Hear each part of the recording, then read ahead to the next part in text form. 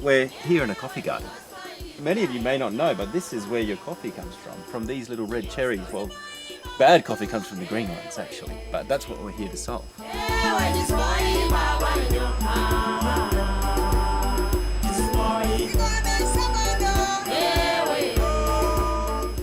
The area we're in is Mount Elgon. It's in eastern Uganda. It rises very quickly, and as you get higher and come up into the higher reaches where we're around 1,800 meters right now, and it's all Arabica. This is where you get specialty coffee from, so the stuff that all the hipsters drink and the rest of us like to enjoy as well.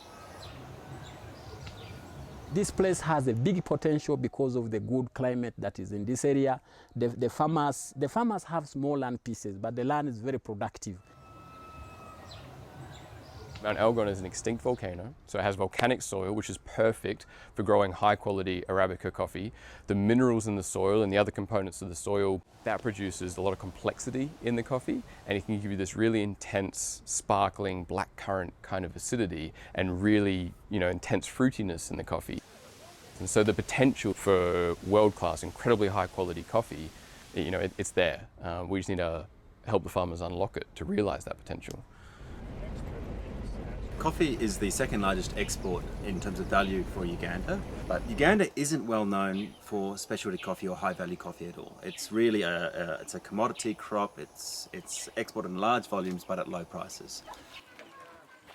The judgment that we had collectively was that the farmers seem to have a clue on what can be done, but what is failing them to invest their time and interest in ensuring that we get the coffee that we want was market. We're working with farmers who are currently producing low-grade commodity coffee and receiving whatever price they can. They're completely at the mercy of the market, of their local buyers, and for most of them isn't profitable. So over the last year, we've been trying to address all the constraints that Adam's outlined for us so that we can meet specialty market criteria.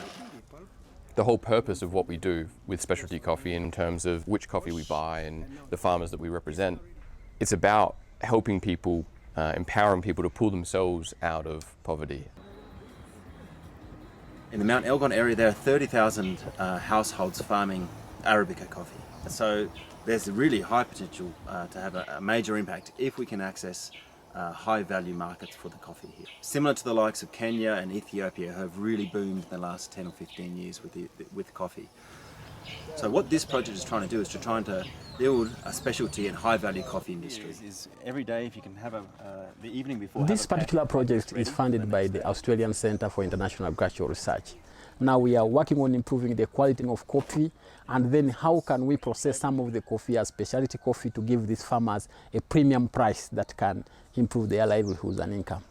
We are looking at all the nodes through which coffee passes, and all the actors that are touching it or using it or having business with it, from the garden to the factories until it reaches the table. So every other person is doing something which is either adding quality or killing the quality. So today we're addressing one step of that chain.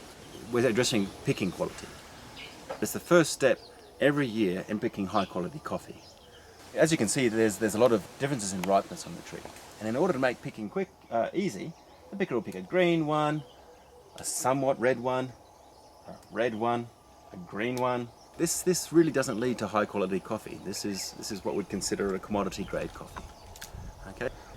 Picking ripe red in terms of the quality you receive in the cup is one of the fastest ways to improve the sweetness in your coffee. More complex coffee in the cup that has terroir. One of the reasons that monastery coffee and other roasters like us pay a premium for higher quality coffee is because those coffees have unique characteristics. They have a sense of place, like really high quality wines do.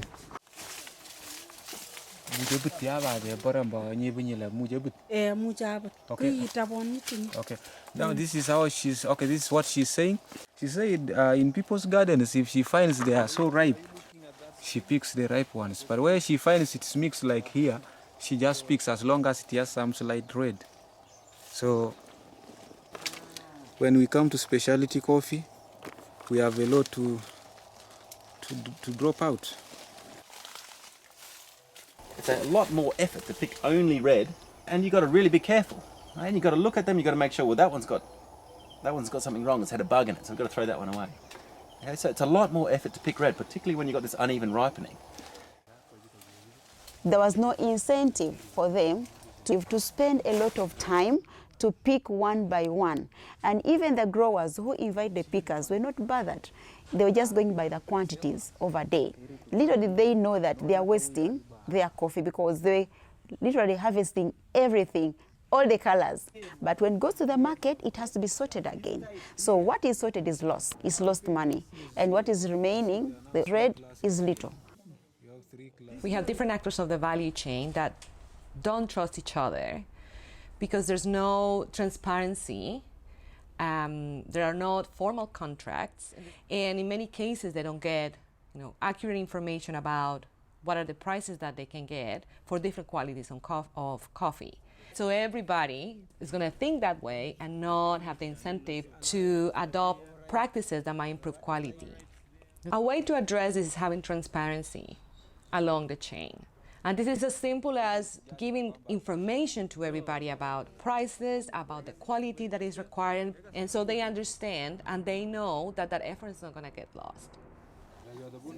So that's how, through Adelaide University, we have what I would call a planned comparison, but it's an experiment. It will experiment with the pickers to find out really what can stimulate them to actually spend time and pick the right red cherry that we want.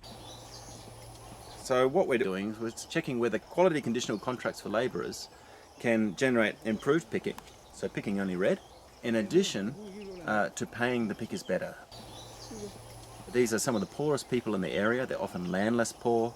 They will work in the order of $1 a day and often not have work many days.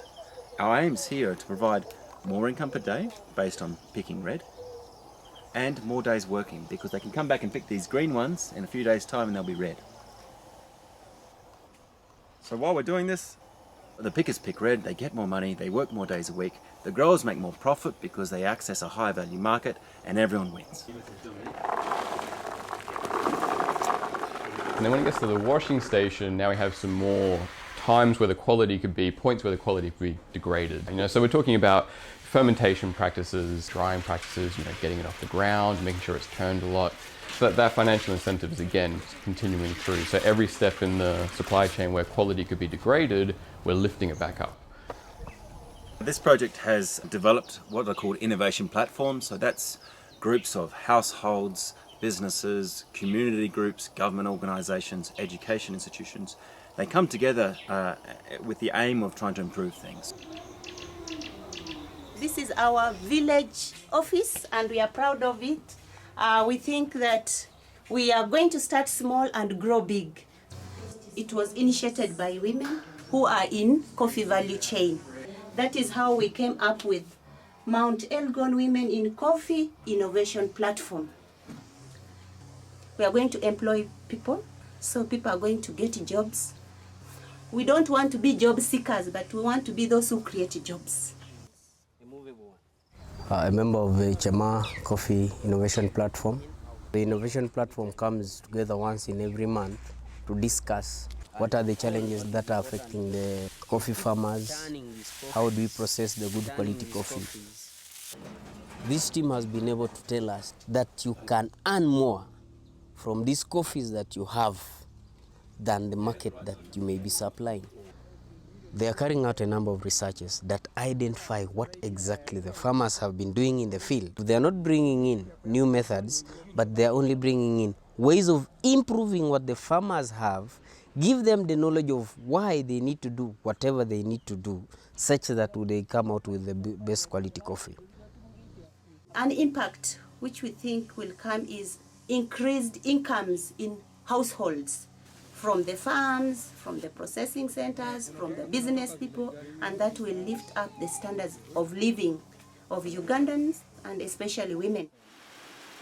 When you get married at a tender age, the standard of living at your household will be so poor because you will not have income, because you did not finish what? You did not finish your education. So we are advocating for that. Girls must go to school, parents must pay fees, and how will they do that? Through coffee. Take for example, currently the price of cherries is at around 1,200 shillings per kilo of cherry, and they are doing an experiment where we shall have it at an increased price of around 2,000 shillings. The difference of 800 shillings can be put into savings. You can use the other monies to take and, let's say, pay for school fees, and you're safe, you live a happy life. The farmers say if this project moves the way it is, the project is going to take us far in marketing, because it is going to sell to those roasters and other people abroad that these are people who can produce the best quality coffee and they can supply us. So this isn't about handing out money or just simply extension services. This is about groups of people coming together to try and jointly move to another level in terms of the value chain. One discipline or a person from one field may not be adequate enough to handle that problem. There are so many complicated issues facing their communities, but attacking the problem from a wider perspective with different people coming with different ideas is something that is more user-friendly than looking at one entity. And so far the initial testing's been really positive. It's been working, aligning people's incentives, aligning the incentives of the buyers with the washing stations, with the growers and with the pickers, where everyone sees the benefit of producing higher quality coffee and receiving a fair financial compensation for that. But that doesn't work if we can't keep that incentive moving up through the supply chain, all the way up to the roaster in the end. We're testing to see if this buying program is effective in incentivizing everyone in the supply chain to produce high quality coffee. We think it's going to be really great coffee. And so we're importing it at this stage just to Australia, but we're hoping to find a worldwide market as well, where we can then find a home for it. Some roasters that can't wait to get their hands on the coffee. Coffee is a great product. It has a great taste and it's loved by many people. And we have demonstrated that it's possible to transform the small-scale coffee producers into commercial, viable businesses that can connect direct with the specialty coffee buyers. And you can think about this all the way down the consumer as well. Because if there's transparency and the consumer knows where the coffee is coming from, they trust that it's coming from these farmers and that it's going to help these farmers to make a better life. The kind of added thing there that I'm really excited about, and this is one of the reasons I'm so excited to work with universities, is that we're getting data from that. It's a research project. So we've got different treatments. We're seeing what's effective, what's not effective.